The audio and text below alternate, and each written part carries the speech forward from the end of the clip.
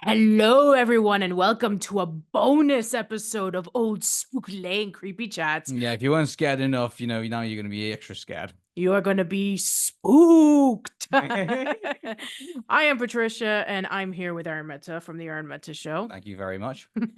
And so, what are we talking about? So, this was a bonus episode that I want us to do because I came across this whilst searching on YouTube for Source Filmmaker videos. Now, for those of you who do not know what Source Filmmaker basically is, it's so in the Source engine, there is the ability to actually make, full motion videos with effectively, the models that, are in the Half-Life, Source engine that's doing. So you can basically do things like Half-Life 2 and various other ones as well. And Team Fortress 2 is also another one that people make hilarious videos as well. And but in 2023, an Australian animator came up with this independent psychological horror film, and this was known as Emesis Blue. Yeah. And so you do have to have some understanding of Team Fortress 2 to sort of kind of understand what's going on. But I mean, even if you've never seen Team Fortress 2 in your life, I mean, it's still a ride, I mean, to go through. Yeah, so I am one of those people who has never ever played Team Fortress 2. It's funny because when I think about like the Valve games, I've played Portal and Portal 2. I've never played Half-Life. I've never played Half-Life Part 2. I've never played Team Fortress 2. I know, I am a terrible human being. I'm basically just like some basic noob.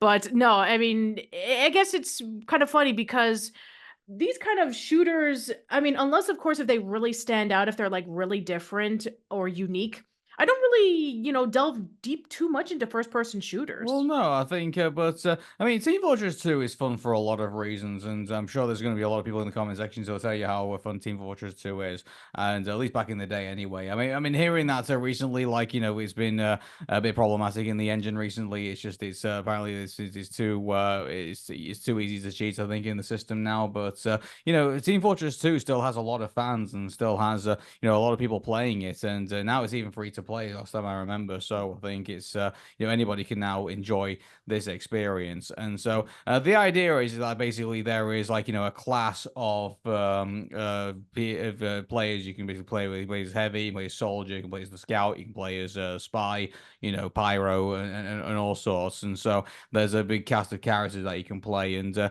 so what happens here is in Emesis Blue is that this kind of goes a bit more into the lore of Team Fortress 2. So you have red, which is the the red side. And by the way, red's not actually as in the color red. It actually stands for reliable excavation and demolition, known as red. And also there's the Builders League United, which is the blue team, which is BLU. So this goes furthermore into the red versus blue sort of lore of Team Fortress 2. Yeah. And so basically just talk I'm not gonna go like massively into like Team Fortress 2. If you really want to check out Team Fortress 2, I really suggest we go for it. There's actually like all sorts of like comic books. I think that there's actually Yeah, like I a think there's story like and from various what other I things. understand, I've seen like various digital gaming videos where they delve deep into the story of Team Fortress 2, where it's like these two brothers who are like feuding with each other, Yeah. and one is like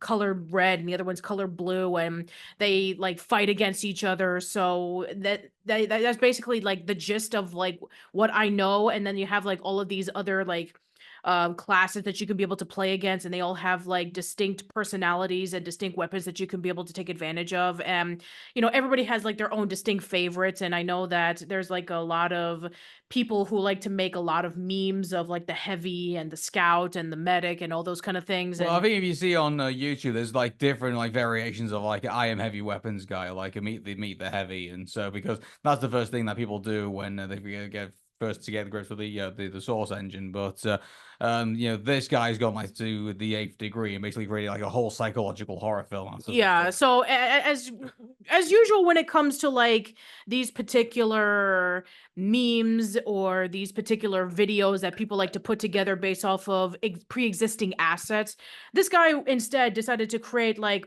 how long was this? Like over an hour? Yeah, it was an hour and sorry, it's 108 minutes in total. Yeah, so it's pretty long, and it's basically a very interesting take on like a psychological mystery almost, courtesy of Chad Payne, who is basically a part of this YouTube series called Fortress Films. So if you're interested in checking it out, we will leave annotations and links down below so you can go check it out. Again, as somebody who is not familiar with Team Fortress or Team Fortress 2, which by the way, I never hear anybody talking about Team Fortress, just Team Fortress 2. I guess it's like Mega Man. It's like, oh, nobody talks about the original Mega Man. They always talk about Mega Man 2 or something like that. So Yeah. But anyway, moving on to Emesis Blue, basically the plot is that there's a private detective and there's a war veteran who team up to find a missing executive from the Blue Corporation, which is Jules Archibald, who basically isn't part of like the Team Fortress 2. He's basically just a made up character for the movie. So the man they're looking for is far more dangerous than they expect, and so it really takes you on a trip because you actually don't start off with the private detective and and the war veteran. You start off, with basically spy and soldier. You start off with meeting Scout and Medic, who go way back in regards to the Blue team, and Scout's been kicked out of Blue, and he's looking basically to sue the company because of what happened to him in the respawn machine, and he suspects that there's issues with the respawn machine because he's having to like have various health checks in regards to all of that. And Medic is even himself has said that the respawn machine doesn't work the way that it's supposed to. So it's sort of like not a reference to like the expiration date short that they did. That by the way, the expiration short is actually an official short, not we're not a fan short. But I don't know if it's like a nod to that, but so they were using the teleporters and not the respawn machines in those. So the idea is that there's an issue with the respawn machines, and they basically go is supposed to be like driving them either insane or crazy or something like that, or like it's just it's taking them to a place where basically they say like it's eternity in there, and they said like they've spoken to like dead relatives and things like that. Some crazy, really crazy stuff going on. So then Scout gets kidnapped, and so the medic goes to trying to find him, and the spy and soldier believe that he's kidnapped him effectively, and that he's the one who's responsible for all the crazy stuff that's currently going on. So you get wrapped up into like the whole lore of Team Fortress 2, and the war going on between like the Man's brothers, towards the very end of the film, and then you see like basically like not you got a red team, you got a blue team, but then you got these people like in black as well who like don't really affiliate with like what's going on, and because they've seen past what's going on between the warring factions between red and blue. So like it takes you through like all those things, and then it's also on top of that you get introduced to like other characters who are like they're just side characters, they're not like integral parts of the plot, but you're getting to you meet with like the police and like different other characters who just happen to be like in the world at the time. and it's so immense, like how this guy has gone to the eighth degree effectively to create like this whole world like out of like a world that already exists, but then add more to it. So I mean, obviously it's not canon. It's like it's a fan film, as we know, but it is a trip to go through. And I'm not going to give too much away because anyone who's listening to this bonus podcast, I want them to go and watch it because if I feel like if I give it too much away now, I think it's. I think I'll just spoil it for everybody. But the one thing I think that it does very well is that it's very good making itself dark and gloomy and very very rough and very brutal. And some of the stuff that happens in like some of the like the death scenes and things like that, they're just so or, awful, I guess you could say. Pretty brutal. And but the one thing that goes out throughout the movie is that it really does make you feel for the characters that are going through all this pain and going through like all this suffering that's going on, like all the mystery and all the psychological aspects of it as well. It does it very well, in my opinion. It leaves you on edge, every time you're kind of like going towards it. And also about that, like there's bits where like it puts you like in very uncomfortable places. Like it takes you into like laboratories where people are like are like frozen, and it takes you into like execution chambers, and it's like this whole room full of like dead bodies and everything, and like this poor guy having to like crawl through it. Again, I won't tell you who it is because I don't want to spoil it.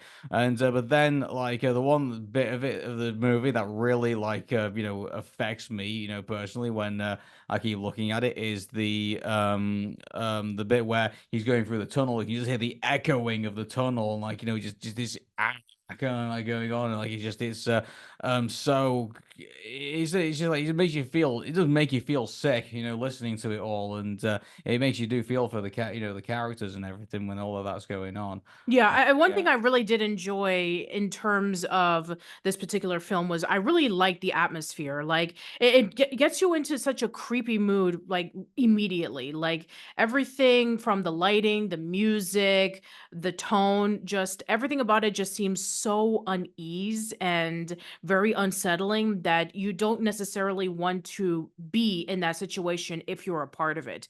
There's a lot of suspenseful moments like sneaking around, being afraid of getting caught, a lot of moments where you don't know if the character is going to live or die. There's a lot of twists that are involved, and you're thinking like, "Oh wow, that actually was pretty unexpected. I didn't think that that was going to be coming." Or, well, I'm trying to figure out like, do I have to like watch something again in order for me to understand it? It's very interesting, There's and parts of the movies that repeat itself in the last of the second, in the end of the second act. yeah. Like then when you get into like the final third of the movie, and well, again, I'm not going to give too much spoilers away, but you feel like you're in a sense of like, okay, the movie's kind of coming to an end now, and you're kind of like wondering what the wrap up's going to be, and it's like, no, the action just starts again. Yeah, pretty Yeah. much. Yeah. And so you have a lot of these really interesting story beats that are going on where you have some characters, they are going through something, or they see something that may or may not even be there, or may or may not even have happened. And you're just thinking to yourself, oh, wow, it just takes you like in a complete mind trip. And you're just thinking to yourself, okay, what is real and what is fake? What actually happened, or what was in the figment of a person's imagination? Like, what caused it? Was it through Well, like, the cause is explained at the very end of the movie, but again, I'm not going to give away yeah, the twist ending. exactly. But you think it's like one thing, but then it comes in a completely different direction with another, which I actually did like. I really did enjoy that particular plot twist. It kind of almost had that little essence of a Scanner Darkly, which was what we discussed about in Crystal Skull a Yeah, while the back. thing is, that Keanu Reeves movie. That's one of the things I thought about when I first watched this movie. Like, by the way, I introduced you to this movie, and that was probably like my like fourth or fifth time of watching it. Like, I'm just I'm so immersed in like this type of thing. But the one thing I really like about it is that this isn't done by like some like this isn't a multi-million-dollar production or anything like that. This is an independent film. Yeah. That's produced like in the Source Engine. And it's just amazing how like this was all put together by a small group of a small team effectively. Yeah, I mean that's what happens when you have a team who's passionate about a particular source material and they said, "Okay, the easy route is, okay, we're going to make it sound like a premise that is very familiar with the video games, especially for the fans out there. Or we can maybe do something a little bit different where we take this into a completely different direction, and maybe even people who are not familiar with the source material can get into it. Yeah. And the music, by the way, is very haunting. Yes, it is. Yeah, and at the very end, there's this, variation of famous Christmas, theme, which is kind of like, oh, listening to that, like it's just this, yeah, and but the one thing that is the one thing I actually do like about it is that it is somewhat a subject matter of its time. Like it takes place in the '60s, and so, there's no modern technology or anything like that. It is, basically, what it is at that point. It is So, where the video games take place. I believe so, yes. I mean, Okay. I might be wrong about that. Again, I'm not too fully versed on Team Fortress 2, but let's just even if it's not, even then it's irrelevant. In the movie concept itself, everything is, of its time at that point. And yeah, I mean, I gotta be honest. I mean, I've got to recommend this to everybody, whoever's going to watch it for the first time, because good grief, it's a trip. It is a It's trip, a yeah. massive trip. And again, as somebody who is not familiar with Team Fortress 2, I don't know anything about the characters or the setting. I've seen a few bits of gameplay online, and I did see some digital gaming videos to kind of get a kind of a bit of a context as to what it is about. But other than that, I have no clue about anything about Team Fortress 2. So going into Emesis Blue, I was going into this completely blindly. I had no idea what this was about. I don't really see a lot of fan projects unless I'm familiar with the source material myself. So when you introduced me to this, I was kind of a little confused. And it's like, okay, I mean, do I have to play the game? Do I have to be aware of it? And then you're like, no, just watch it for what it is. And I've seen it for what it is, and it is actually pretty good. Yeah, it is, and so I definitely recommend it to everybody. And so if you get a chance to check out once you've done with this podcast, check out Emesis Blue afterwards, and I guarantee you, if you're over for a really spooky psychological thriller, here it is. Yeah, so especially with I know that it's kind of toward the end of the spooky season, but if you can, turn off the lights, go into a secluded area, whether it's in your room or your living room, and just watch this film and hear all the little creaks and unknown noises while you're watching this, and you'll be in for a great time. Cool. Okay then, and so that's the bonus episode I wanted to bring you guys. It was my idea, actually. Yeah, it was his idea. So yeah, there's my contributions to All Spook Lane. All right. So, yeah, that pretty much wraps up old Spook Lane creepy chats. I actually had a really good time talking about all the stuff that we did this month. I mean, All of it's been brilliant, haven't it? And I think the one thing that's been real, I really look forward, I've really loved about all of this is just revisiting Beetlejuice again. But I mean, in closing, I mean, in regards to Old Spook Lane, the one thing I find that quite disappointing is that we've seen a lot of franchises really take off over from the '80s over to now, whether it's been Teenage Mutant Ninja Turtles, whether it's been Batman, whether it's been mind you, Batman's been we're gone all the way back to the golden ages, but I mean, but you understand what I mean. There's been shows that even still are with us today that even Transformers, for example, that was from the '80s, and that's still on us now. Why did Beetlejuice not stay with us? I guess the reason why, I know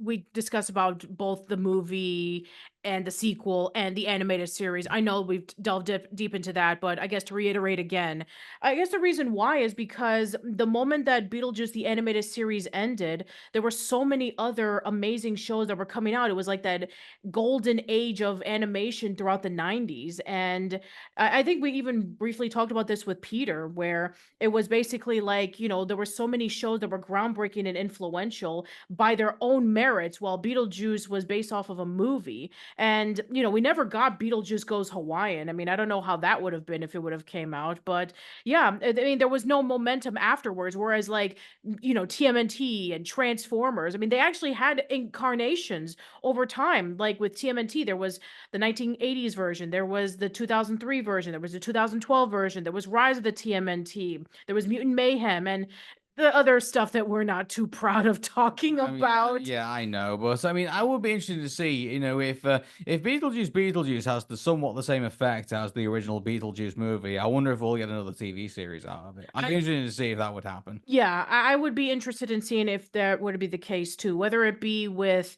Tim Burton's involvement, or whether it be with Nelvana's involvement, or whatever it may be. I'm just hoping that it'll, have a similar spirit of the original animated series into like a sequel series. I'm curious to see Beetlejuice, and whether it be Lydia again, or maybe Astrid, and what would it be like if it was in 2024, and whether it be following in the same continuity. It's uncertain at this time. Yeah. But anyway, that is it for Old Spook Lane Creepy Chats. We really had a lot of fun talking about all these great topics. So we're now going to be getting ourselves ready for the other stuff for the remaining of the year. And boy, do we have a lot of great stuff coming. So to know more about us, for me, you can check out oldschoollane.net. I have various platforms. You can check me out on Facebook, which is facebook.com/oldschoollane, youtube.com/oldschoollane. I'm on Twitter at Patty_B_Miranda. I'm on Instagram, which is at old_school_lane. You could also check out the podcast on Spotify, Apple Podcasts, Amazon Music, all those places.